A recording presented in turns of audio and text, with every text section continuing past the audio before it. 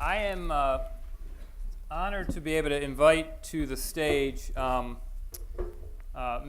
Zayid, who has become a really, I'd like to say, a close friend over the last few months. Maysoon is an actress, and she's a writer, a professional stand-up comedian. She's a political analyst. She has the honor of having the most watched TED Talk in 2014. So if you're living and breathing, you should have seen that talk. She's been in a number of films. She starred with Adam Sandler in You Don't Mess with the Zohan, a documentary called The Muslims Are Coming.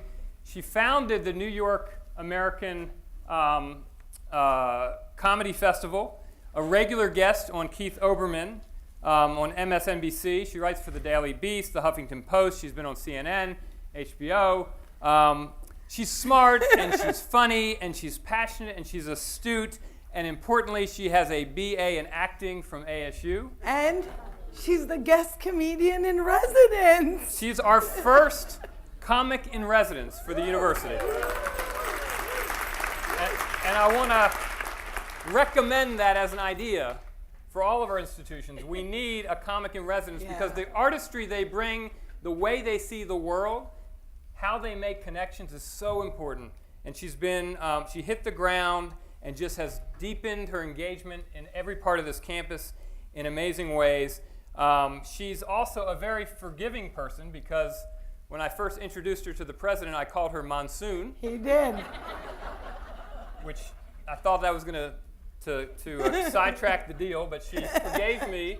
And now we're going to chat a little bit about her career and trajectory as an artist, as a professional, as a political observer. So if you join me on Let's stage. do it. Oh.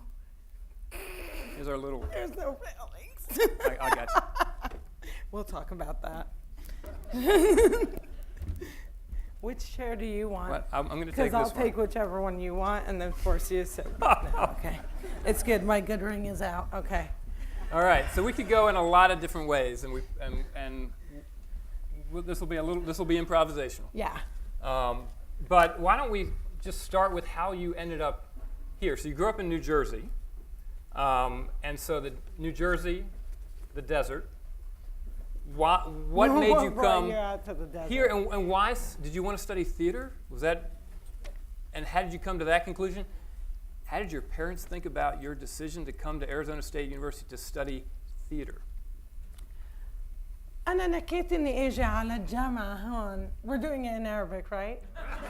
Yeah, for the first half. Only That's the first good half hour. You guys good with that? Oh, first half hour, then we switch to Portuguese. Okay.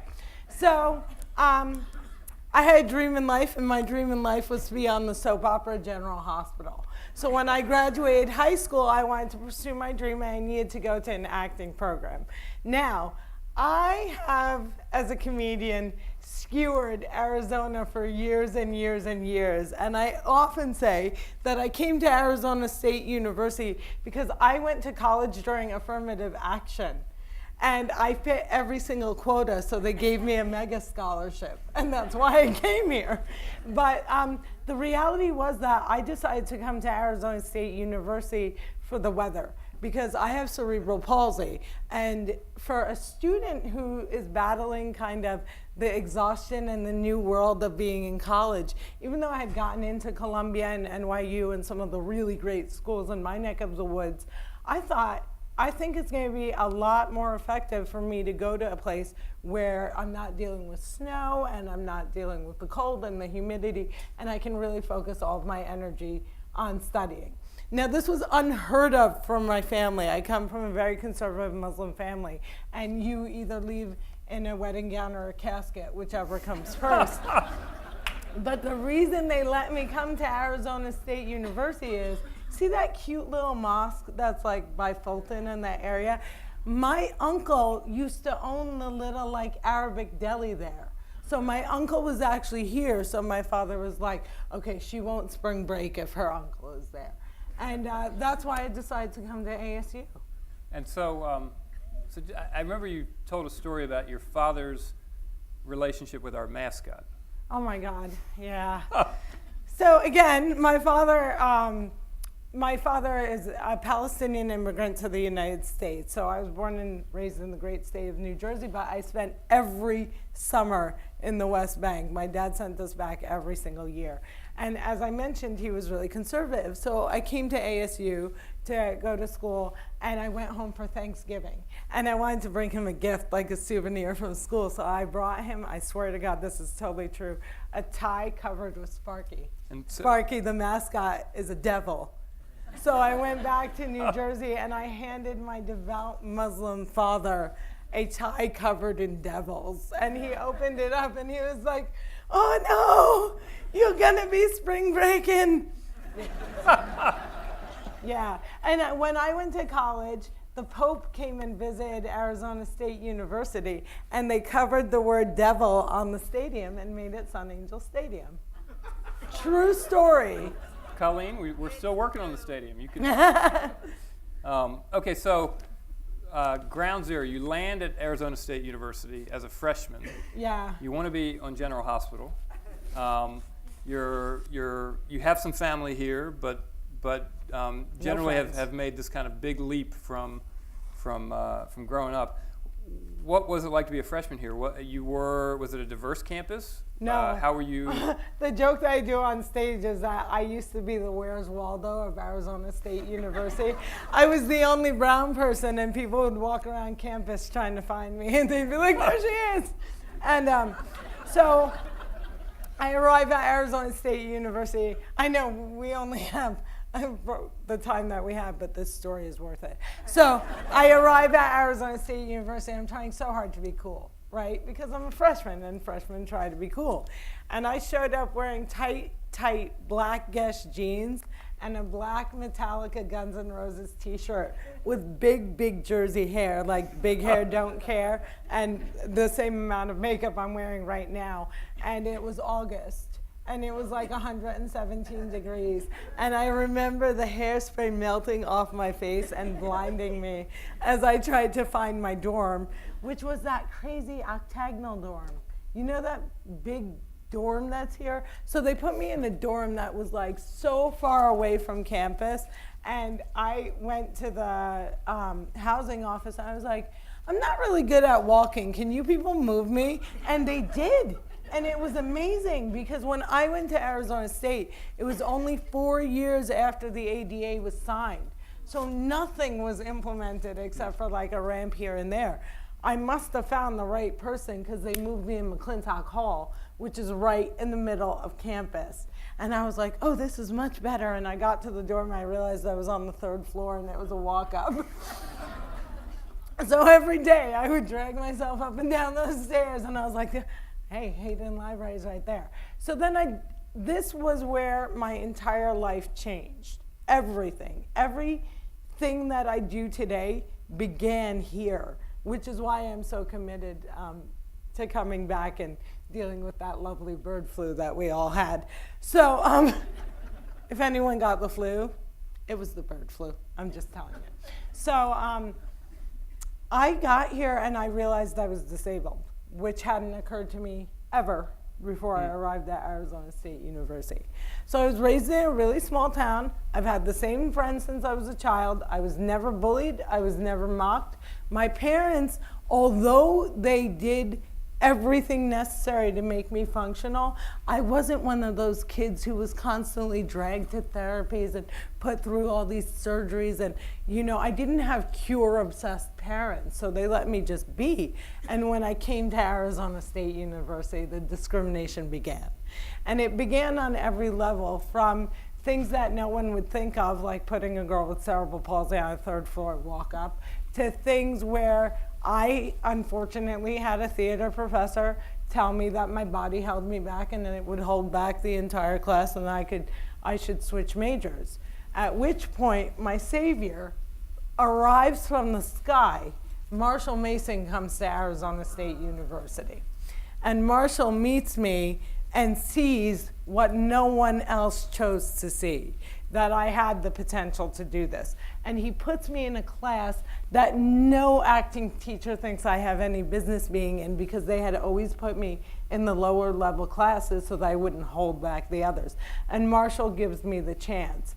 And when I graduated, I never forgot what he said to me. When I graduated, he said, "You will grow into the person you're supposed to be. Right now, people can't handle you. But once you learn how to handle yourself, they'll have no choice." And it was exactly right, because it took me a decade to become confident enough to champion the things I do champion.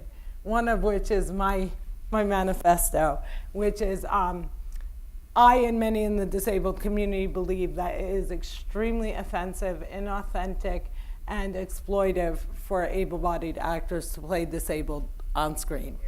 We believe, thank you. The joke that I do on stage is that if a wheelchair user can't play Beyonce, then Beyonce can't play a wheelchair user. And Beyonce can do anything, but not that. So I was at Arizona State University, and my senior year they announced the big main stage play, and it was called They Dance Real Slow in Jackson, and it was about a girl with cerebral palsy, and I was a girl with cerebral palsy. So I was like all excited that I was gonna finally get a part, and I didn't get the part. And so I ran to the theater department, which is like 5 feet from McClintock Hall. So like I limped really quickly over, and I went upstairs, and I went to the head of the theater department, and I said, "You must explain to me how I didn't get a part that I was literally born to play, and I'm using the word literally correctly right now." And she said, "You can't do the stunts." And what I realized was that college was reflecting Hollywood. So it was a mission that began here, that was again rectified by Marshall Mason, who after there was like a riot on campus when this didn't happen, because theater people love to be dramatic. So they were like, "We have a cause, get your swords." And so to make it up for me, they cast me to play Frida Kahlo in the next show. And I was such a dedicated actress that my senior year of college, I walked around for 3 months like Bert from Sesame Street with an eyebrow straight across my head because I grew it in. I was a method actor. And then Marshall introduced me to my acting coach in New York City. My acting coach in New York City, after 19 months of being an extra on As the World Turns, said to me, "You need to try comedy because you're so unique. That's where it'll work." And I turned on the TV and I saw, Richard Pryor and Rosie O'Donnell and Carol Burnett and Gilda Radner and all these people who weren't these supermodels. And I was like, yeah, comedy is the way in. But had Marshall not introduced me to Tanya, I would have never taken that Caroline's class. So it's this like whole domino effect. That makes me less bitter about not being cast in They Dance Real Slow in Jackson. Now, I always thought General Hospital was a comedy. It's not? Huh? General Hospital is not a comedy. It's a comedy. I laugh. I laugh out loud in the daytime. Let's just talk a little bit about the comedy circuit. Yeah, sure. So you're not really taught to be a comedian in an acting major. No, you're not. So how did you learn what it meant to be a comedian? What your voice was as a comedian, and what were those experiences like? I mean, what is it like to be on the road trying to develop this art form? What does critical feedback look like out on the road? And how do you think about it? Looks like heckling, yeah. It's like, so it's interesting. Acting programs do tend to focus on drama, and then comedy is an afterthought. And then when you really get to studying these arts, you realize that if you can master comedy, drama becomes much, much easier. The way that I did it was the way that I recommend for everyone, which is I took a comedy class. I'm blessed and lucky to live in the great state of New Jersey, so I'm walking distance from New York City. I went to Caroline's Comedy Club. I signed up for a 6-week comedy class, and they taught us how to do comedy. So when people think of comedy, they just think that you jump up on stage and tell jokes. But that's not the reality. The reality is that it has 3 different components. One is the performance component, which I think is so where it comes into acting so strongly.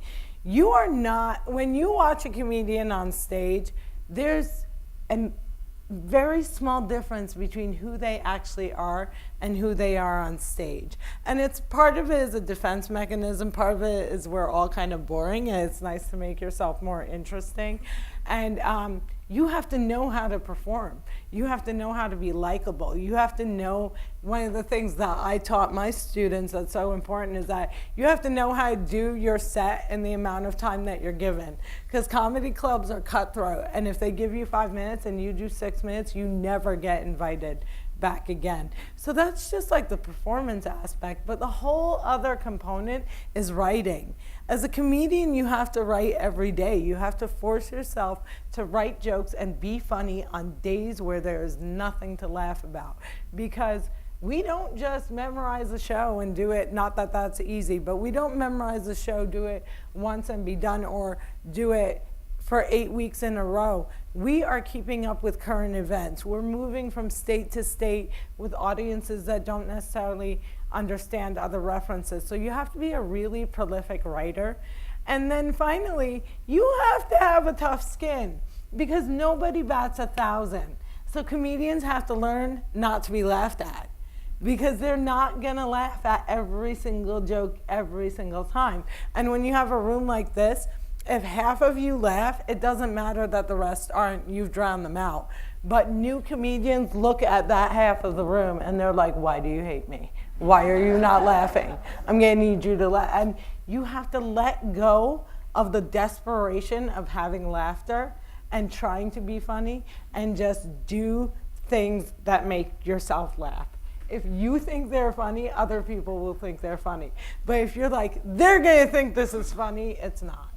So how were you treated by this club of other comedians? So you looked Totally different? mainstreamed. I bounced back to that life of being, again, in New York City. So comedians, we're ugly actors who have failed, just not giving up on the dream, right? So yeah, I was, first of all, I'm working in comedy clubs, right? So I'll tell you about my teacher at the very end, but I want to tell you about the comedians because I was lucky enough to do a show here called The College Bowl, and I brought in 2 of the comedians that I had worked with from day one, Joe DeRosa and Laurie Kilmartin.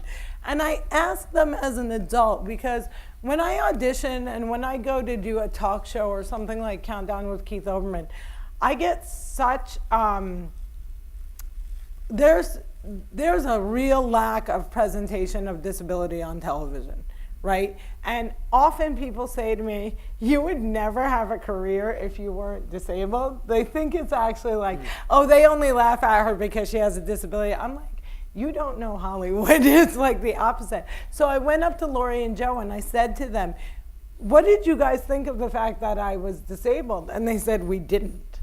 So what's happening is comedians are focusing on their own sets. I'm working in bars at night and the cerebral palsy looks like I'm drunk, so I'm just like everyone else. And I was good at my job. So I would go up there and I would slay and I would get laughs every single time. I tell my comedians, you're never gonna get laughs every single time. I do. I'm sitting here waiting to bomb. It's very scary. But not in the way that you processed it. That's your racism, deal with it. So.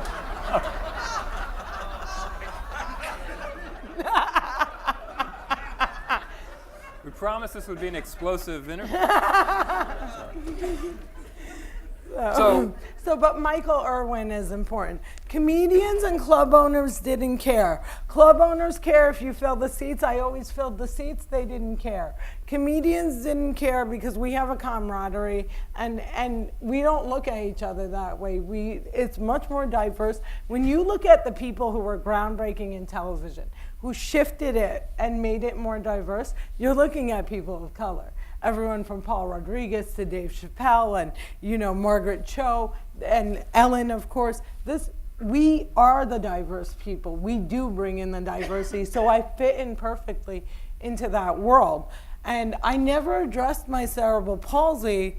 It wasn't something that I was hiding or trying to pass, but it never occurred to me to talk about it in my stand-up. So when I did the stand-up comedy class at the end of the first routine, my teacher stopped me and he's like, why are you swaying around like that? Stop moving. And I was like, oh, I can't. I have cerebral palsy. I'm differently able. This is who I am. Deal with it. And he was like, you have to put this in your comedy routine. And I was like, I don't want to put this in my comedy routine. Disability makes people uncomfortable. They're not going to laugh. And he said, if people don't know that you have a disability, they're going to think you're either drunk or nervous. And neither of those things work for comedy. You have to tell them. So I sat back and I thought about it, and what I did was I packaged the fact that I had cerebral palsy with everything else that was wrong in my life. So I would introduce myself at the time, intro has changed, as I'm a Palestinian Muslim virgin with cerebral palsy from New Jersey. If you don't feel better about yourself, maybe you fucking should. And so I told them what they needed to know, and I moved along.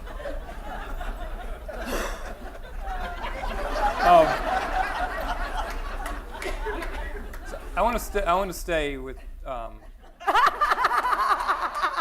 this issue of disability. I know what you're thinking. No. How did you graduate ASU and still have that intro? But it is possible.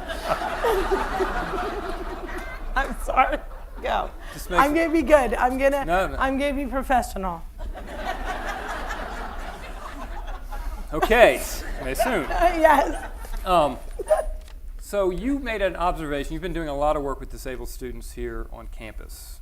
And the number of students that are registered with the Disabled Service Office is undercounted by about 15 times. So you said 1,500 students or so have requested services, but there should be So how many? it's around 21 to 2,500 that have requested. registered. Minimum, it's supposed to be 8,000. Safely, it's supposed to be around 12,000. So in the age group that's attending college, just like that mean age group, we're 18 to 19% of the population. Because everybody has to remember that disability is not just visible, it's invisible disabilities also. So you're talking about all the people with the physical disabilities, but you're also talking about students who have mental health issues, you have learning disabilities, you have chronic pain. So those numbers need to be higher. And there's multiple problems. One is, some of these guys are just leaving their parents' houses and have never advocated for themselves. So they don't actually know how to advocate for themselves. Some of these people have been so advocated for their whole lives, they're done with it, and they just want to be mainstream and they don't want to be othered. And one of the things that like adults with cerebral palsy are working on right now is destigmatizing the word disability. So we use all these euphemisms, special needs and differently abled, and we don't like special needs because our needs are not special, they're essential. There's nothing special about it, you know. You use all these words, and in doing so you shame disability. So some of these students genuinely fear that if they reveal that they're disabled, they'll be shunned by classmates, they'll be treated differently by professors, so they hide it and they try to pass, you know, as non-disabled. So we do need to get those numbers up, but I think, do I get to talk about my comedy class too? Yeah. Okay, good, they'll bring them up after this. I think what's happening right now is Arizona State is genuinely trying to make this an accessible campus. I don't think that it's ill-intentioned. I do think that accessibility comes at a price, and that making things accessible is expensive.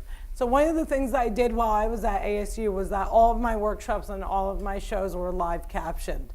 So anytime I did an event, there was live captioning being typed above my head so that any student of any ability could enjoy that show. Right now in classes, we have something called closed captioning, which means it's like the TV set where it picks up the speech and tries to guess what words are being said. In an academic setting, this doesn't work. So we're trying, because we're providing the closed captioning. What we didn't make the leap to understand that, like, academic language is extremely hard for closed captioning to pick up. Any professor that has any sort of accent is extremely hard for the closed captioning to pick up. So I do this thing called Disability Festivus, where we gather online with disabled ASU students so they can air their grievances. It's really fun. And one of the big grievances was the closed captioning, that they're in these high-level academic classes and that the captioning is laughable and they're getting lost in the process. Another issue is compliance. Professors are overwhelmed and they don't necessarily understand that accommodations are the law. So one of the complaints that I kept getting from students was professors would tell them, if I double your test taking time, it's not fair. If I give you an assistant for the cadaver dissection, it's not fair. If I send you the notes for the class, it's not fair. And these students are coming to me with this gap where professors don't realize this is not giving them an edge. This is leveling the playing field. So I think that, nationwide, there needs to be a conversation with educators about what it looks like to accommodate in the modern day. Because disability is not a monolith. It's not about building ramps anymore. It's so many different accommodations for so many different kids. You know, I happen to have worked with a student that had chronic illness, and they couldn't attend class about half of the time. And it's easy for someone to say, this is a performance-based class. If you can't come and perform, how are you going to be in this class? But there's always a way around it. There's always a way to find the accommodation. The last resort is to say this is not a class that you can take, and that should only be in the case where it's not safe for the person to take that class. But for me, what I did was I let the student write all of their comedy, and I let them film it like as if they were doing a YouTube clip, and they would write it and they would send me it, and gave them the ability to miss classes but still fully participate. And I think that a conversation just needs to be had, acknowledging the fact that a lot of professors are jumping from college to college and they genuinely don't have time. And how do we work with that? You know? And are those needs particular to the art? I mean, so in all of our programs here, or for faculty or administrators of arts programs, we have almost a fifth of our students are differently abled. Mm-hmm. Disabled. Differently able is a euphemism. Okay. So say the word. I was just doing what you said. I know. No, I was jokingly saying. Oh, I didn't know. I know. Joking. That's why I corrected it. It's me. But I think in performance you have a big physical aspect. I mean, in the arts you have a big physical aspect to it. Yep. So the issue for us might be even more challenging. I think it's equally challenging because think of the medical students. That's been fascinating for me to watch how to accommodate people in labs when you're dealing with safety issues. It's a lot, but I think the arts is affected with greater numbers because this draws a more diverse community to it, but you're affected by the things that affect all the other people too. The not having time, the not having money, and the not understanding how to deal with a student who has multiple disabilities. Like how many time when you hear disabled, you're like, okay, what's the one disability they have? And then you get someone who has a whole laundry list of disabilities. I think that's a huge challenge for faculty too. But specific to the arts, I don't see anything that's specific. I think it's nationwide, it's campus-wide, but I do think that we're the community that needs to raise the bar because we have bigger numbers. So I want you to talk a little bit about the class that you taught here. Yes, my class. Because I'm fascinated by how a young college student who's never done stand-up comes to the stage and figures out what's funny, what's not funny, what's offensive, what's not offensive. I mean, in this world, we talk constantly about what you can and can't say on college campuses. How did that play out in your class, and how did you coach them? So before I came to Arizona State University to teach, I had never taught a stand-up comedy class, but I had taught workshops worldwide. And I had focused on teaching workshops, comedy workshops in the Arab world. And in the Arab world, they didn't even know what comedy was. I'm not even kidding. So the first time I did a show in Arabic, and I was in Amman, Jordan, it was 2002, and everybody swears I'm the first person ever to do stand-up in the Arab world. I won't take that crown, because I just picture some guy in the 1950s doing his best, but there's no internet and he gets no glory. But they say I'm the first. And what was really fun about being the first is there's this myth in America that women aren't funny. And they didn't have that in the Middle East. I was the first one. So when the men came along, they were like, oh, look, they're trying to be like her. And so that was great. And I was teaching people who didn't know what comedy was, who didn't have access to the internet to watch all of these clips, and were living in places where you could easily get your face shot off for saying the wrong thing. And getting that training made it much more easy to come to ASU because I knew that saying the wrong thing could also get you shot in the face here. So, metaphorically, people. So, my approach to the class was to combine what I had learned traveling and what I had learned from my comedy teacher and what I had learned for 15 years on the road of being a professional stand-up comic. You know, I've toured with Live Nation, so that type of experience of being on the road and flying 280 days out of the year, I thought was something that we needed to do. So what I did with the class, first of all, I am fascinated by the students I got. And today when I was doing the grading, I don't know where they came from, because you're always supposed to have like at least one lousy human being of a student and one that just can't learn. And I ended up having this like perfect class. It was like my first class, my first time ever trying it. My students were dedicated. They showed up every day. They wrote every single assignment. And what my approach was, I broke down comedy. So they would be assigned comedians to watch based on a theme. Clean comedy, political comedy, family comedy, characters, blue comedy, revolutionary comedy. And then they would come in, and every single week, they had to have, every single Tuesday and every single Thursday, they had to have a brand new 5-minute set, and they had to perform it. Yeah. And when they performed it, they would be critiqued by me, and they would be critiqued by their fellow students. And their final exam was last night at the beautiful Lyceum Theater. We had live captioning, and it was my triumphant return, because the last time I was at the Lyceum, I was playing a bench and people were sitting on me. So I was really happy. But I had all 16 comedians do their best set on stage. And I was really lucky to be able to do this and not charge people and have it be free, so they could bring their friends and their family and their like floor mates and all these people. And what was cool is that as a comedian, sometimes you think, oh, I'm going to be a political comedian. I'm never going to talk about my family. I made them talk about things that they weren't comfortable talking about so that they could figure out what they actually wanted to talk about. And then I want to talk about the censorship thing, because there's a method to my madness. And I don't know if you knew it, you might have. But when I got to the class, I started teaching them about like, comedy has changed.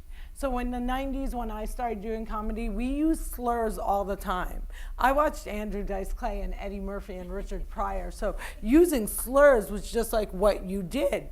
But the world has changed. And it's no longer okay to use hate as comedy. And I wanted them to understand, I wasn't coming here to be like the academic that's like, don't you curse. And I wasn't going to censor them, because I had fought censorship my whole life as a comedian teaching in the Middle East. I always did my stand-up comedy uncovered, uncensored. And several different times I knew that what I was doing was actually dangerous, but it was worth it because what was being said needed to be said. So I didn't want them to think they were being censored. And instead, I taught them the concept that it's not funny if you're hurting people, unless those are the people you want to hurt, okay? So here's how that goes. I used to do a pedophilia joke. It was a hit. People would laugh all the time. I was doing a show. Someone came up to me at the end and they said, you know, you're a role model for a lot of us who are others and a lot of us who have been shunned by society. And your joke triggered the most dark moment of my life, and I came here to just be happy, and I didn't expect that from you. And when he said that, I realized I never needed to do that joke. That the whole time it was a cheap joke. That the whole time I was helping normalize violence against children in my comedy, not even knowing it, and that I would never do that joke again. And when I do my joke where I say don't use the word bitch, which I'll do for them later, I do it because I genuinely think that it's not okay for us to mainstream misogyny. And I wanted them to make the choice to have their comedy have a message by using your words. That there's always a better way to do it. And then I brought in the most offensive, slurry comedian in America because I wanted them to sit in the audience and watch a comedian that was doing the stuff that gets you put on Comedy Central and gets you hired for those movies and realize it was no longer funny. That now that they had been woken up, and it was great that the audience enjoyed him. But my students sat there horrified. And they got to see live that, yes, he got those laughs and he got those claps, but that the people that were uncomfortable and that the people that were somehow in pain weren't worth sacrificing to use a slur on stage. And just to put that in context, I brought my mother to the Comedy Bowl, and that comedian asked my mother about some sexual favors, Yeah. which was shocking to me. It was shocking. Made me feel uncomfortable. So you achieved your goal. I The dean was achieved my extremely goal. uncomfortable sitting there. No, I achieved my goal, but it was for the students, and you were the sacrificial lamb that day. Happy to be it. Yeah. But I was really fascinated by the dedication of my class and the diversity of my class to bring it full circle, because we talked about the lack of diversity when I came here. I had students of different abilities, which made me happy because I always worry about that and kind of being isolated from them. I had students of all different races, faiths, and ages. I had a range of ages. So because the class was open campus wide, I had freshmen who I had, like, I turned into their smother, like their mother who's like, don't drink and drive, and really meaning it, to a 30-year-old grad student who, you're sitting across and you're like, I kind of feel silly because I'm older than him, but he looked older than me. So it was, so I had even a range of ages. And then I got to do something really awesome at ASU that I think is like the cherry on top of this entire thing. When I came out here, I was worried. The first week I got here, it was really overwhelming and hard to navigate. And I called up one of my friends. I said, Arizona State University, a mistake so nice I made it twice. And by the end of my guest residency, I was like, I want to be the star alumni. I want to help you all the time. Like, I love this university. I love what it's evolved into. And I think that there's a journey that we have to take to make this university more accessible. But I really do think that if we put our minds to it, we could make it the most accessible university in the nation. I do. So We're going to do it. that's what we're going to do. But my favorite thing at ASU was that I got to film a web series called Advice You Don't Want to Hear. And the girl who's filming us right now in the blue shirt, Taylor, she was part of my film crew, so give it up for Taylor. So I had a completely student film crew, so my sound and my editor and my camera were all film students, and then the director is the head of Rebecca. What is Rebecca's job? She's our video. She's a queen director. and like a teacher and an amazing person to work under, so she was like the queen of our crew. And we filmed a web series. So we had a weekly web series called Advice You Don't Want to Hear. Can you give us advice we don't want to hear? Sure. Think of a question, I'll give it to you. And basically, I gave ASU students advice they don't want to hear. So I had my students submit questions each week. And each week we taped 2 back-to-back episodes. And we taped them in my preferred weeping spots on campus. Because when I went to Arizona State University, I used to cry all the time. But I had strategic weeping spots that had like high visibility, so people would be like, "What's wrong? We love you. You're so pretty. No, you're pretty. He's stupid."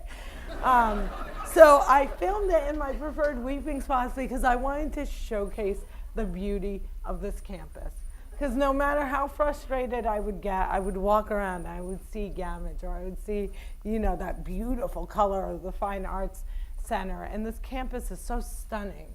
So we shot in all these different places because we wanted to showcase that to the outside world. We wanted to teach the film students how to really work on a web series where it wasn't a game, it was going to be seen by a massive amount of people. And I also got to give really bad advice to the students. And my director, Rebecca, said to me one day, "Sometimes I just feel like walking around behind you at Arizona State saying, Maysoon Zayid's opinions are not the opinions of this university." So if I get invited to play beer pong, should I play? Oh my God, I just took out that mic, sorry. Am I the first Kardashian at ASU?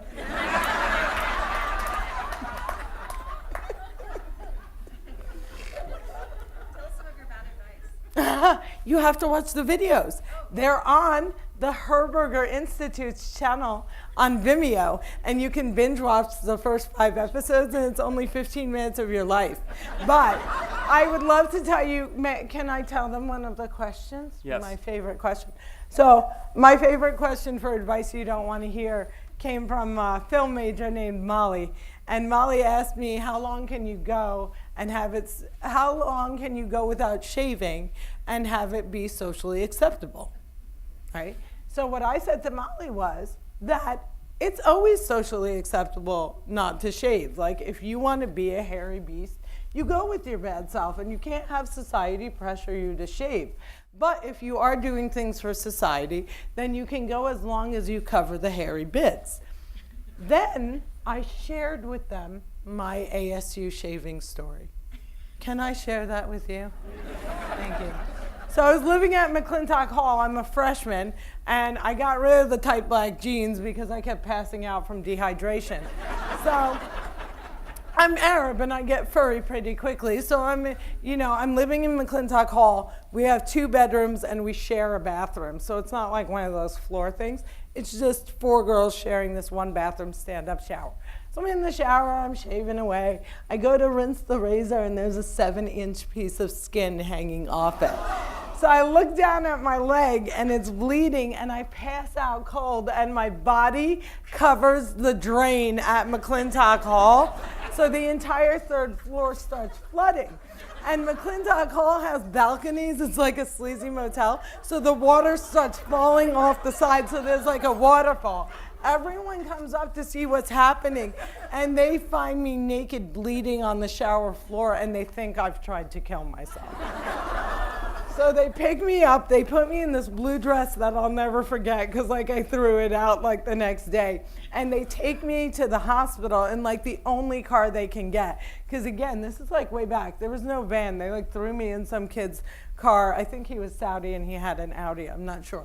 But they threw me in his car, and I came to, and they're like, "Maysoon, why did you do this?" And I go, "I just wanted to be sexy." And that's when they realized it was my leg. So I give them advice like that.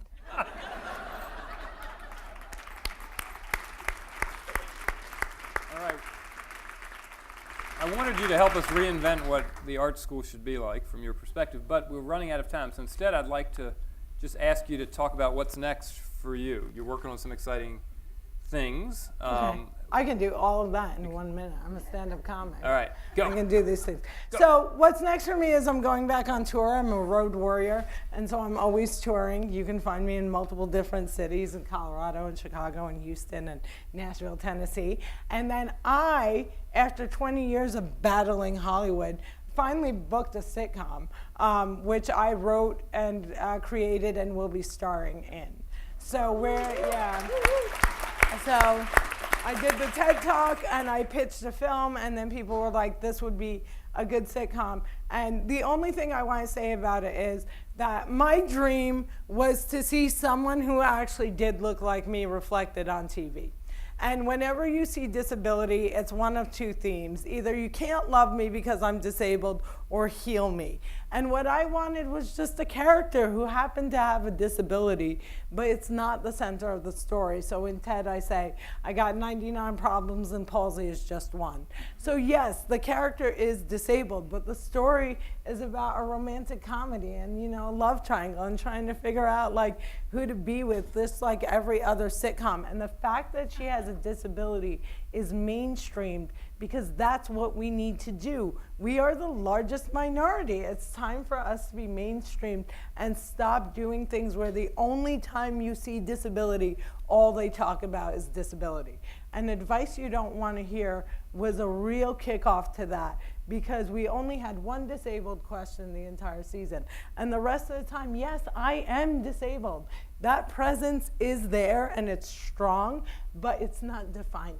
And that's what I wanted for the sitcom. So I want you guys to stay tuned and remember one thing. Hollywood is evil. So even when you sign contracts, sometimes it falls through. But we'll just say, inshallah. That's me imposing Sharia law on ASU, which was my plan the whole time. So the last thing I want to say, because this is my last day, the last thing I want to say is I had lunch with Stephen Tepper my first day of school, and I'm at lunch with Stephen Tepper my last day of school. And yes, I'm a mercenary and I like getting paid big bucks. But in front of all these people, I want to, say as an alumni, I'm dedicated to helping the art school become more innovative, inclusive, and all the other things that begin with the letter I that you need to do. And that my commitment to the disabled community at ASU does not end today because I'm getting on a plane. I am still here to advocate for them until they hopefully no longer need me. So thank you so much for bringing me out to ASU.